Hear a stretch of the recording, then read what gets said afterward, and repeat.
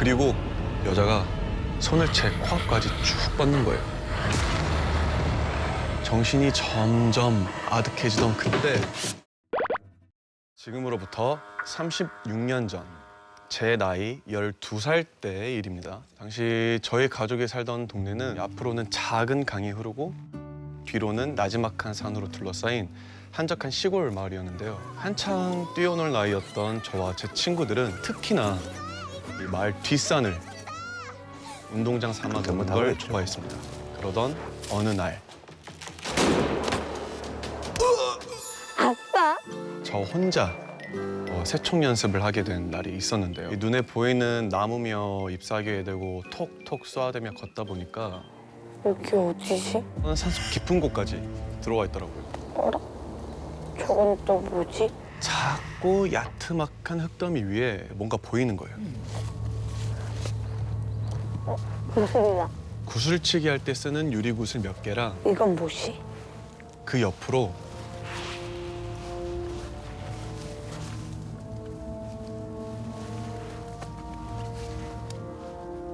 다 해지고 색이 바랜 헝겊 인형 하나가 놓여 있더라고요. 누가 만들었는지 되게 못 만들었네. 이걸 보니까 새총 연습하기 딱인데? 그래서 저는 바로 그 근처 나무 옆에 인형을 세워놓고는 이 새총으로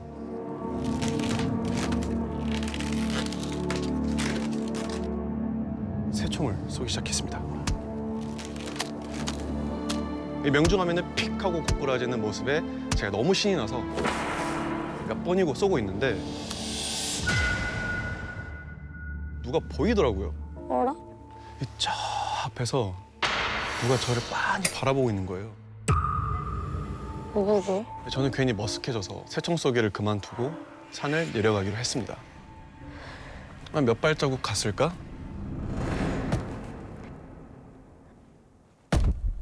뭔가 둔탁한 걸로 내려치는 소리가 들리는 거예요.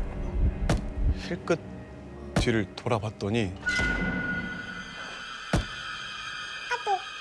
제가 새총 놀이를 하던 그 흙더미 앞에 바닥에 머리를 찧어가면서 절을 하고 있는 거예요. 뭐야 이거? 이 오싹한 기분이 든 제가 발걸음을 서둘러 산 아래로 내려가기 시작하던 그 순간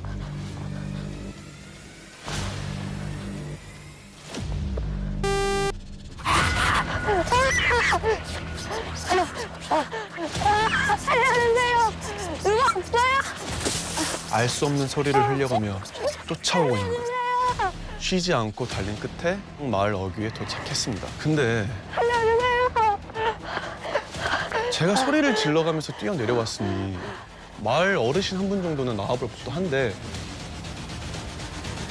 그림자 하나 보이질 않는 거예요. 왜 아무도 없어? 설마 여기 지금 나랑 저 여자 둘밖에 없는 거야? 그리고 뒤를 돌아보니까 그 여자가 여전히 빠른 속도로 마치 작정이라도 한 듯 저를 막 쫓아오고 있는 거예요. 저는 다시 죽을 힘을 다해서 집을 향해 뛰었습니다. 집에 도착한 저는 곧바로 대문부터 단단히 걸어 잠궜습니다. 근데 갑자기 뒤에서 머리 하나가 지나가는 게 보이는 거예요. 저는 이 대문 틈 사이로 조심스럽게 쳐다봤어요. 여자가 빨간색 긴 원피스를 입고 있었거든요. 근데 그 빨간색이 되게 오래된 피에 절여져 있는 것 같은 그런 느낌이 있었어요. 굉장히 꼬질꼬질했고요. 그리고 발이 맨발이었거든요. 근데 시커멓게 때가 탔었고, 근데 이상하게 그 여자가 바로 집으로 들어오지 않고 집을 여기저기 막 훑어보고만 있었더라고요. 왜 저러나 싶었는데 그때 생각이 든 게 저희 집 바로 대문 위에 부적이 많이 붙어 있었거든요. 그래서 그 부적의 효과가 있어서 그것 때문에 못 들어오나 보다 그렇게 생각했어요. 여자가 서성이는 틈을 타서 얼른 집 안으로 전력 질주하듯 들어갔습니다. 그리고는 현관문, 창문, 집에 있는 문이란 문은 전부 다 잠그고 나서 거실 창문 근처에 쭈그려 앉아 바깥 동태를 살피기 시작했어요. 그런데 나?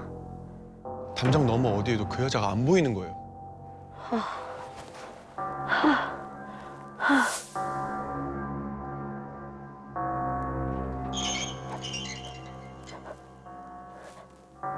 맞다.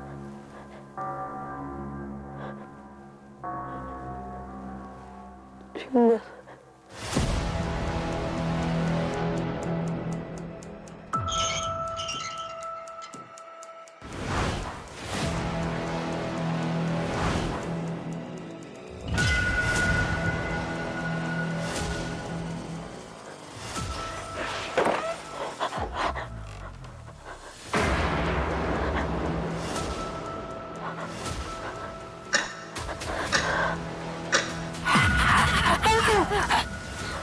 다락방 계단을 허겁지겁 올라가고 말았습니다.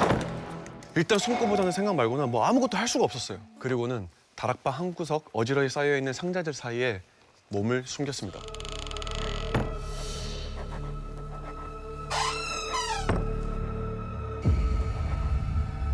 제발 절 발견하지 못하고 지나가길.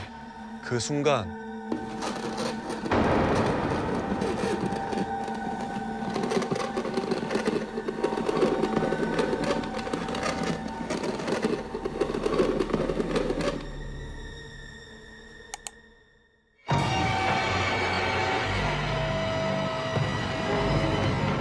그 여자의 모습이 보이기 시작했어요.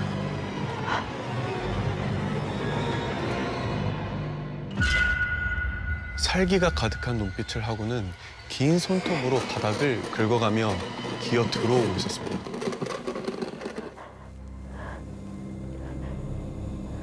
이 다락방에 완전히 들어온 여자는 이제 다 됐다는 듯 제 쪽을 향해서 점점 가까워지고 있었어요. 그제서야 제대로 보게 된 그 여자의 얼굴은 정말 공포 그 자체였습니다.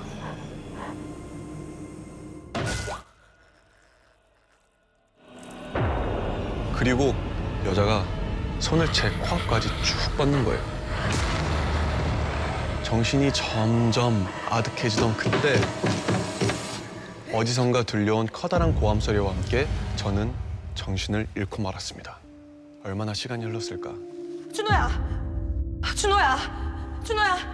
준호야! 정신 좀 차려봐. 눈을 뜨자마자 보인 건 엄마야, 엄마. 정신이 좀 들어? 어디 아픈 데 없고? 할머니 안 계셨으면 어쩔 뻔했어. 감사합니다. 감사합니다. 아니겠다. 올만 했으니까 왔지. 애 괜찮으면 됐다. 그 할머니는 저희 동네 모든 굿을 담당하시던 무당 할머니셨습니다. 나중에 부모님께 들었는데 이 무당 할머니의 신당이 제가 놀러 가던 산 중턱에 있었거든요. 마침 그날 신당에서 기도를 하시다가